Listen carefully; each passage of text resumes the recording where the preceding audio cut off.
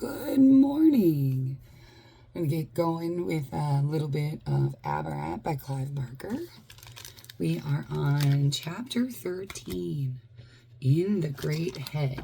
And there's art right on the first page, so let's get cracking on that. Cool.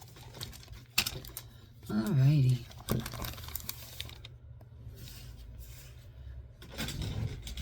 Oh, shit. What is today? Thursday? Cool. Happy Thursday.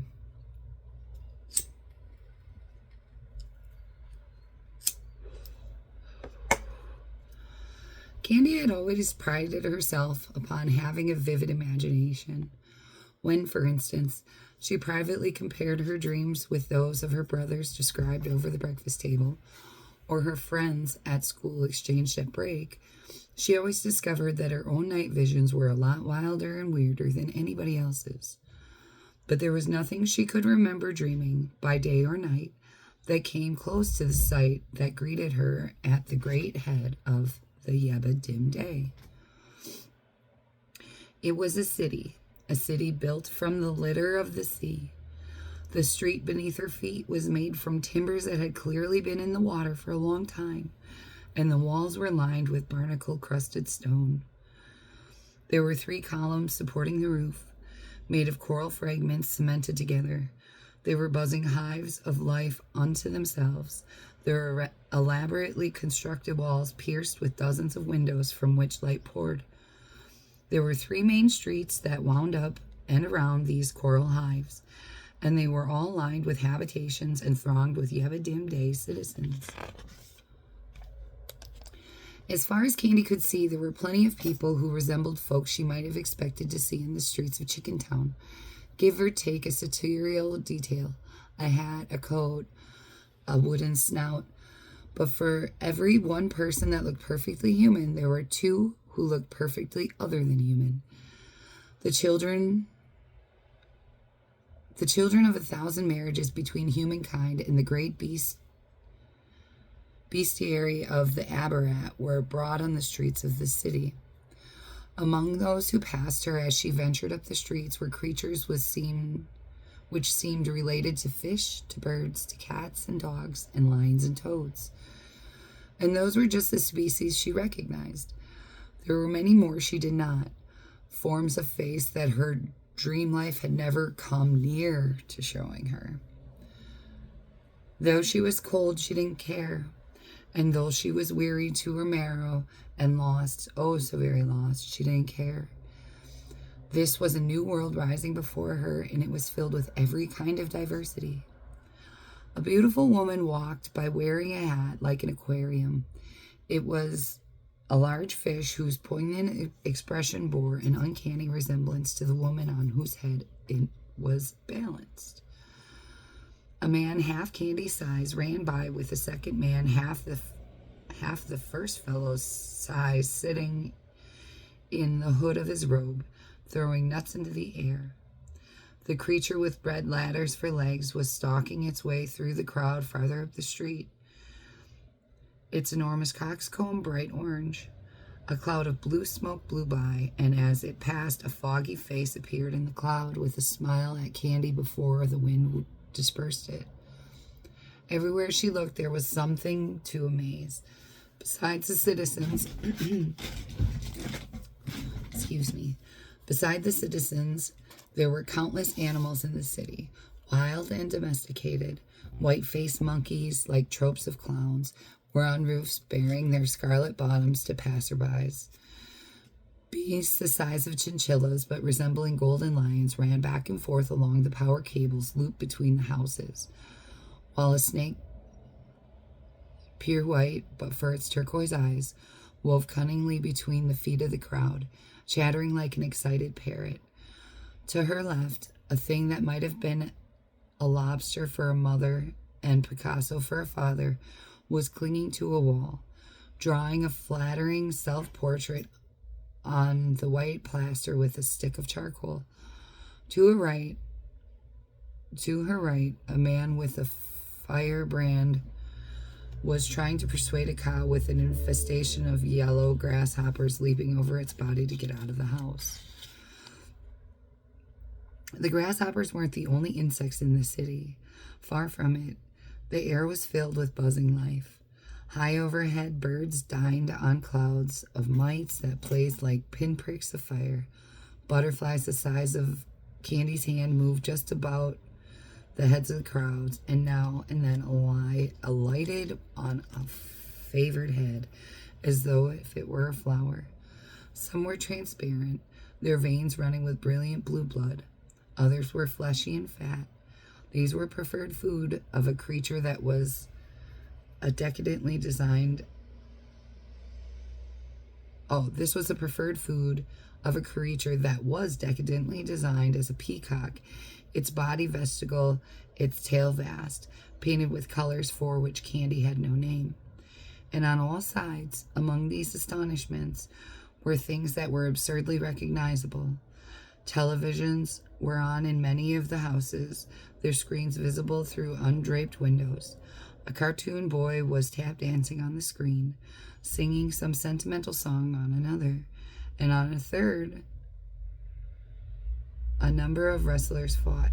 Humans matched with enormous striped insects that looked thoroughly bored with the proceedings. There was much else that Candy recognized: the smell of burned meat and spilled beer, the sound of boys fighting, laughter like any other laughter, and tears like any other tears.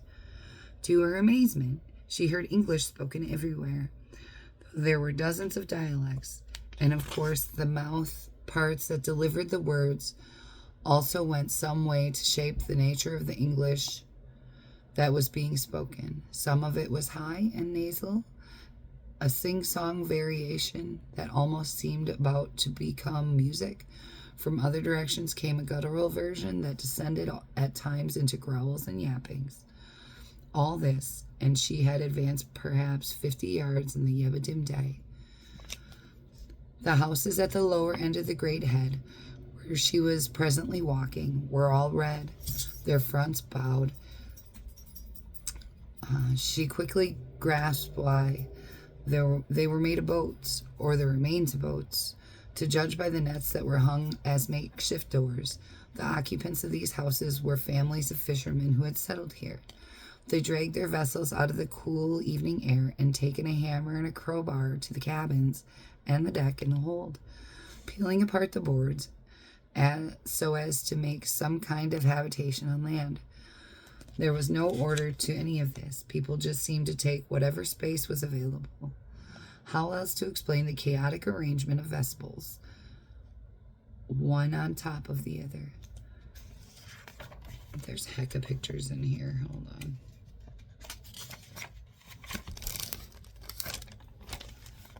There's a lady that looks like the fish. And then we got this one. And then we got this one.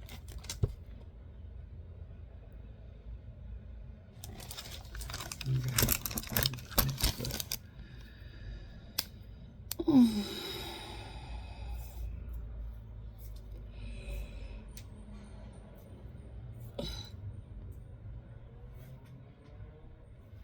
Holy cannoli.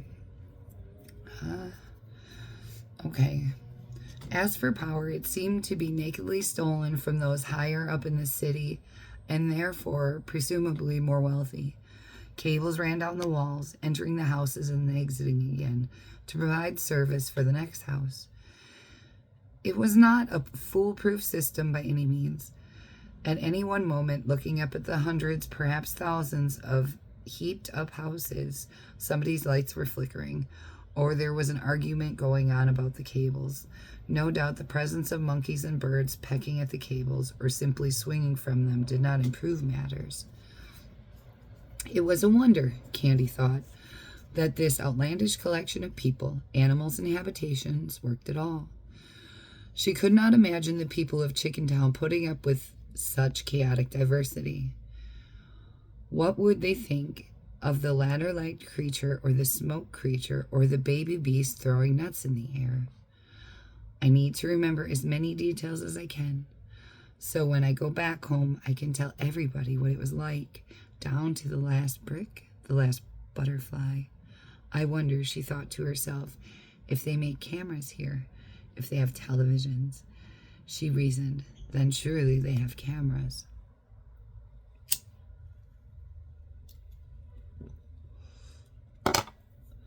Of course, she first had to find out if the few soaked and screwed up dollars she had in the bottom of her pocket were worth anything here.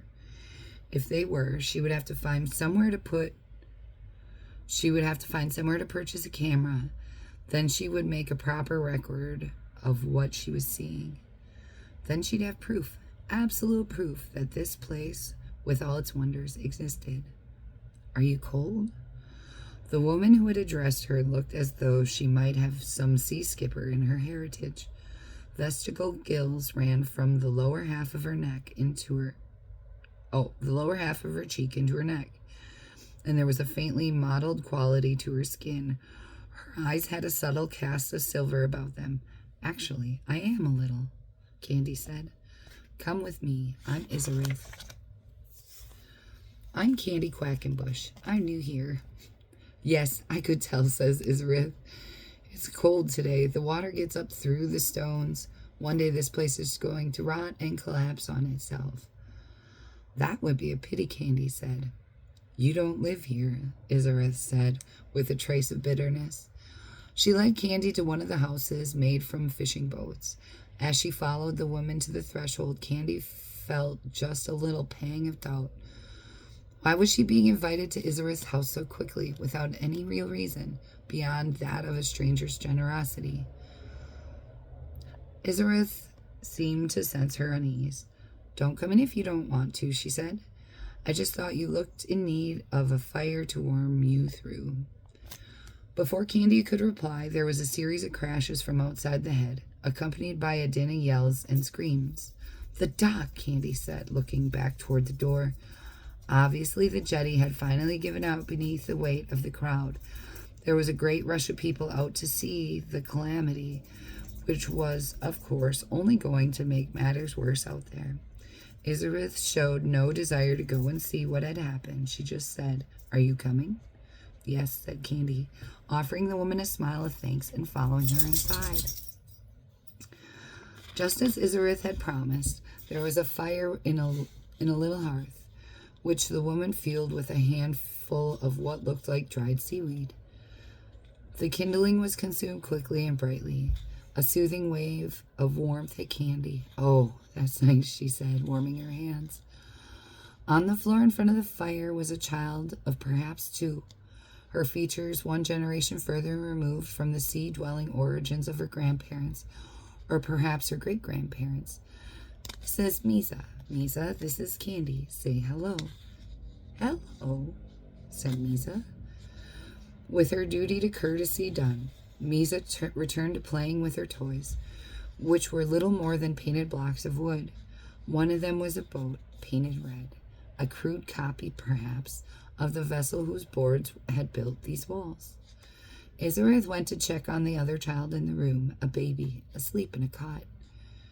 That's Nazaire, she said. He's been sick since we came here.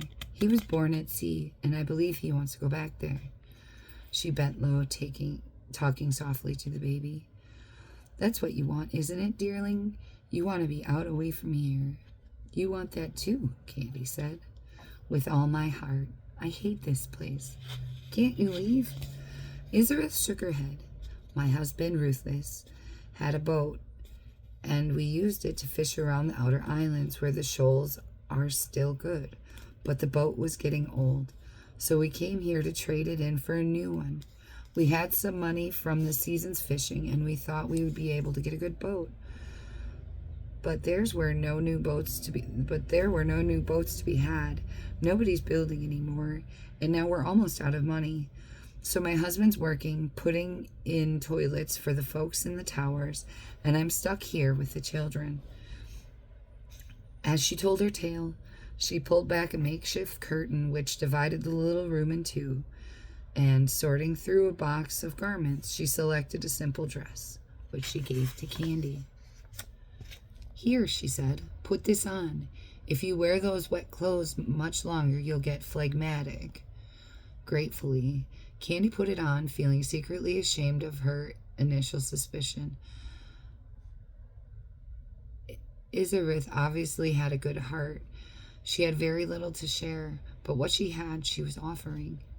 It suits you, Isarith said, as Candy tied a simple rope belt around her waist. The fabric of the dress was brown, but it had a subtle iridescence to it, a hint of blue and silver in its weave. What's the currency here? Candy asked. Plainly, Isarith was surprised by the question, understandably so, but she answered anyway. It's a zem, she said, or a paterzem,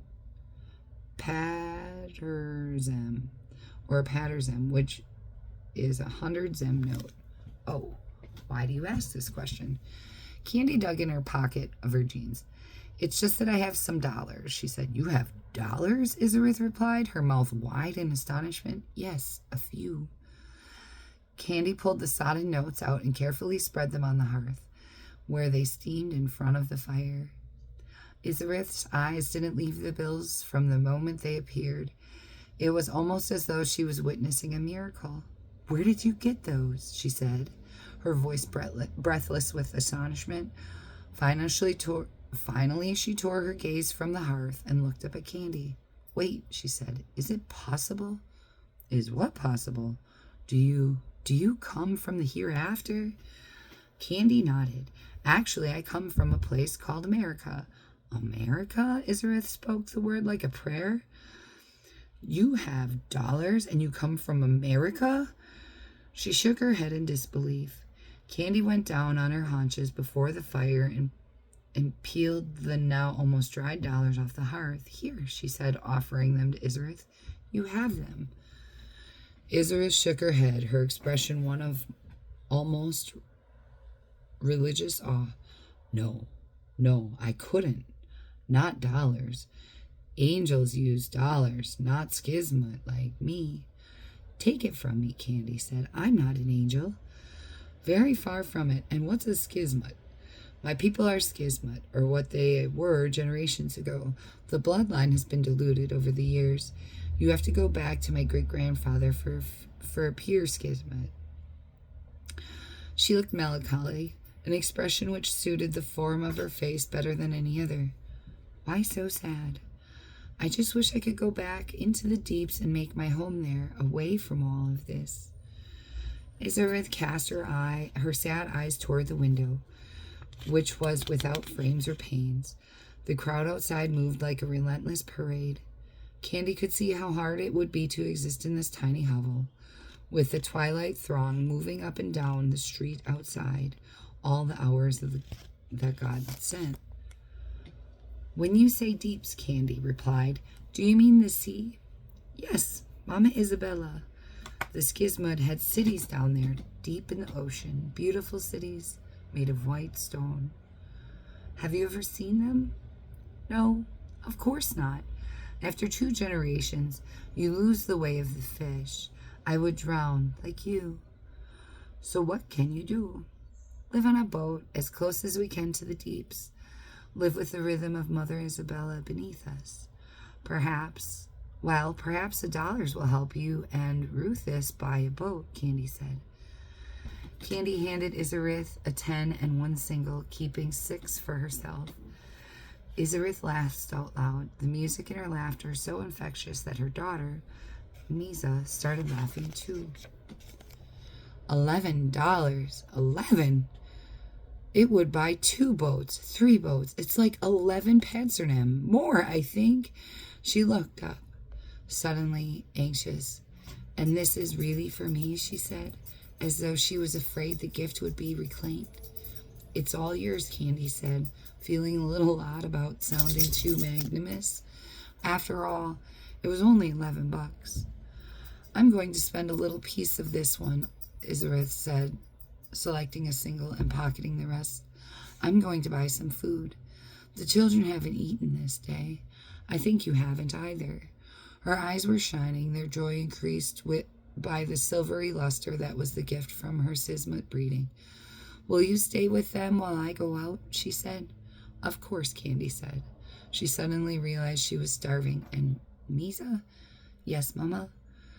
Will you be kind to the lady from the hereafter while I fetch bread and milk? Grish fritters, said Misa. Is that what you want? Grish fritters with naga seeds? Grish fritters with naga seeds. Grish fritters with naga seeds. I won't be long, Isra said. We'll be fine, Candy said, sitting down beside the child in front of the fire. Won't we, Misa? The child smiled again, her tiny teeth semi-translucent, carrying a hint of blue. Grish fritters with naga seeds, she said. All for me. This must be a grish fritter. And that concludes chapter 13. Have the best day. Whoop whoop.